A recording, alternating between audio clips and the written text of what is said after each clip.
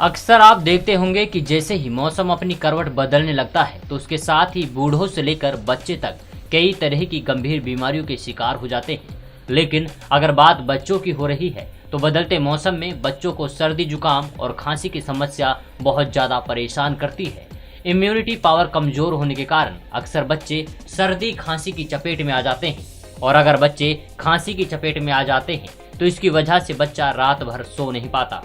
इसके साथ ही बच्चों की खांसी, गले में खरांश या गला बैठ जाने की समस्या होने पर माता पिता उन्हें दवाइयाँ और कफ सिरप पिलाते हैं, लेकिन इनसे कोई फायदा नहीं मिल पाता है। तो आइए आज की इस वीडियो में हम आपको कुछ ऐसे घरेलू नुस्खों के बारे में बताने जा रहे हैं जिनके इस्तेमाल से आपके बच्चे की खांसी फौरन दूर हो जाएगी। तो आइए जानते हैं। सबसे पहले तो आपको बता दें कि खांसी की समस्या को दूर करने के लिए 2 चम्मच सरसों के तेल को गर्म करके लहसुन की कलियों को डालकर पकाएं।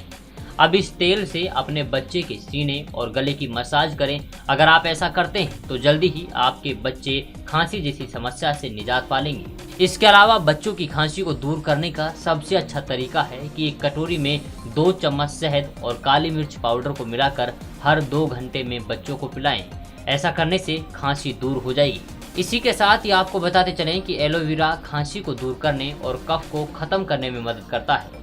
1 चम्मच एलोवेरा जूस में 1 चम्मच शहद और 1 चुटकी दालचीनी पाउडर मिलाकर अपने बच्चे को पिलाएं। अगर आप ऐसा करते हैं तो आपका बच्चा जल्दी ही सर्दी खांसी जुकाम जैसी समस्याओं से निजात पा लेगा।